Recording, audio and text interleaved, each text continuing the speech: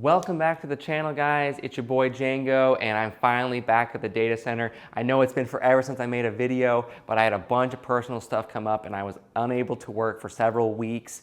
If you follow me on my Twitter, you know what happened. So the first thing I did was I took off the door, and because I was gonna add some passive intake, but basically my design was I was gonna add these vents and put some filters here and some fans, but I already want to take this down. I did not like it. The problem is it's already a whole 100 degrees here in Arizona, and I'm blowing 100-degree air in, and pretty soon it'll be 115 degrees.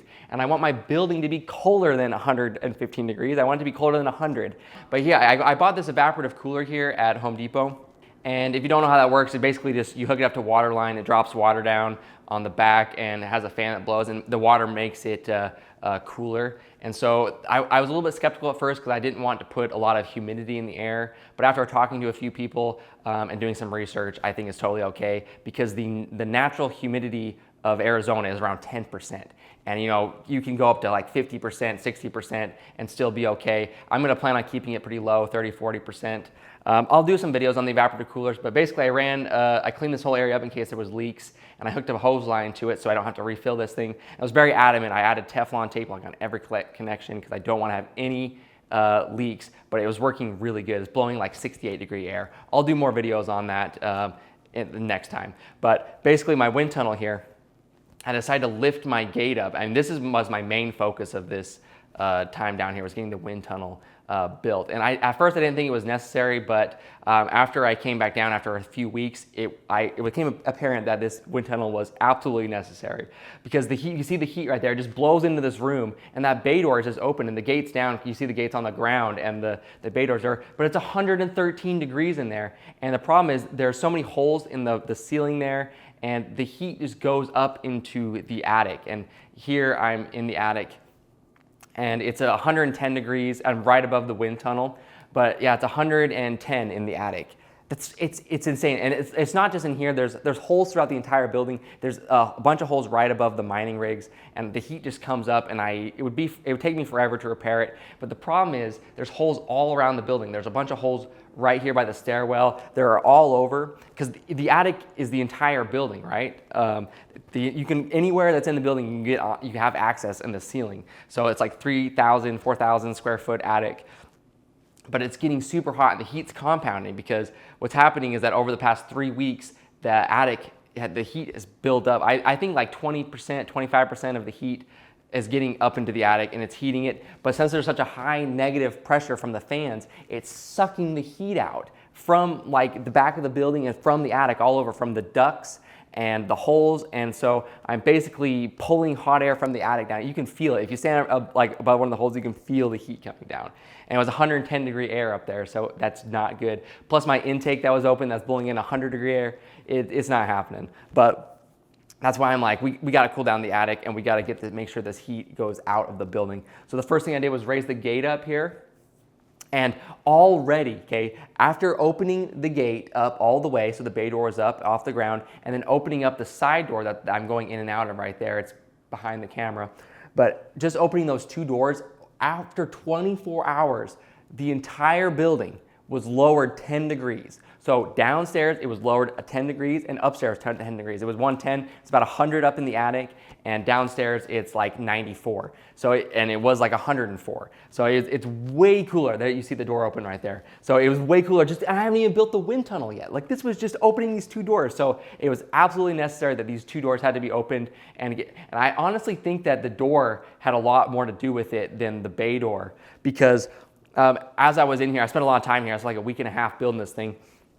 But there's like a cross breeze that happens right there. The wind naturally blows on that side of the building, and so I think it just blows in, and if it blows in, the heat doesn't come out. It just kind of swells up in that room. But if you open that door, the wind blows directly through and out the other door, and so it creates like this great cross breeze thing, and it helps suck it creates even more CFM, because the wind kind of like pulls the air through the fans.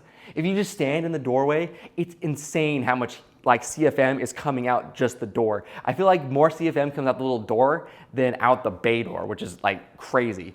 But yeah, so I decided that has to be open, and it was gonna complicate my design. This is why it took me so long, because I've never ever built anything like this before. It's probably the biggest thing I've ever built. and I have no idea what I was doing. I had to like change my design, and I was just trying to figure it out. Because the problem was there's those fire sprinkler system in the corner right there, and I didn't want to block that just in case. I don't even know what it is, but I didn't want to block it. I was able to get a friend of mine to come down and help me with some of the getting the plywood up on the ceiling of the roof of this wind tunnel, and help me put on the side panels, because I mean I can do a lot of this by myself, but I cannot lift a sheet of plywood above my head. So got someone to come help me do that. But yeah, so I lifted it off the ground so that way someone could crawl underneath. And those double doors back there that are closed right there in the very back, you can see them, that goes into the data center. Those doors are locked, and you can lock them. They don't lock from the inside, but they lock from the outside.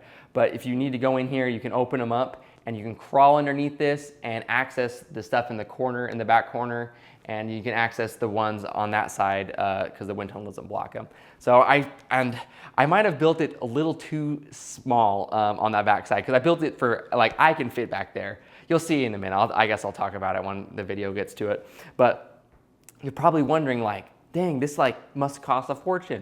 And yeah, it kind of did. I mean, I think I spent like $1,200 on just the lumber for this wind tunnel here, which I guess isn't too bad. But I mean, I've probably spent close to like $8,000 for everything, like the fans, the first boxes, the swamp coolers, and like so much stuff. Like had to buy a bunch of tools and a bunch of other stuff like that. But basically I came to an agreement with the landlord, okay? Because the landlord is supposed to be paying for the AC, because I can't run my equipment in the current state of the building's in. I have to spend all this money and all my time and build all this out just to be able to run. And so he came to the agreement. Basically, he said that he would pay me back for everything that I spend, and he's paying it back in the form of free power. So I don't have to pay any rent or any electric. I can just set the miners to mine. I'm mining at 0 cents right now, because he said we agreed that I can mine it until I'm paid back for everything.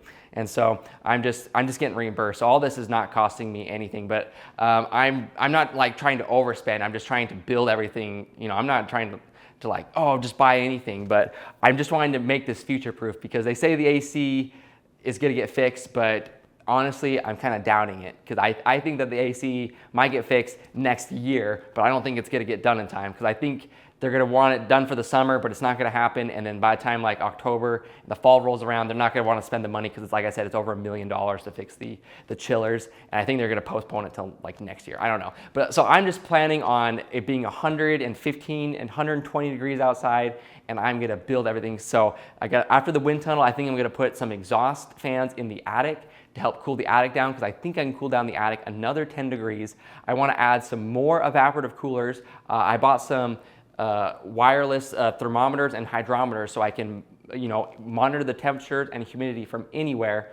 You can kind of see that back corner right there. You can see how tiny it is. I fit back there, no problem, but maybe the next person that needs to access it won't be able to fit back there. But yeah, see, I went right back. I have no problem like fitting back there and standing up, and I can operate all the knobs and levers, but yeah, that's pretty much it. So I still have a lot to spend, but I'm mining for free right now, and that's one of the reasons why I didn't turn the miners off. I'm working in freaking 100-degree air. I was so tired by the end of this, because I'm just working in 100-degree air, but you know, it was worth it. I didn't build this thing to be able to be walked on, but it can handle my weight no problem on the inside or on top. You can kind of see that crack back there behind in that corner there. But yeah, that's kind of my plan. My goal is to get the building temp to 85 degrees, you know, the ambient temp, Fahrenheit, okay? So right now we're sitting at like 90-ish, and I definitely think we can get down to 85. And the thing is, we're gonna add a bunch more miners. I'm gonna add a ton more. I'm only like at 75% capacity here. I just gotta get this heat issue fixed. And you can see me climbing down the sprinkler exhaust thing. I probably should not have done that in hindsight. But yeah, here is the finished product. Let me know what you think. I am planning on adding vents in the doorway. I'm gonna do it next time. I didn't have time to do it this time, but it's super secure. I tried to make sure everything was super secure, like make sure the screws were screwed on from the inside, so that way no one can just come by and unscrew my gate or anything like that. There's cameras and stuff too, but let me know what you think. It turned out way better than I was expected, but Don't forget to like and subscribe if you want to see more content. I really appreciate it. See you in the next video.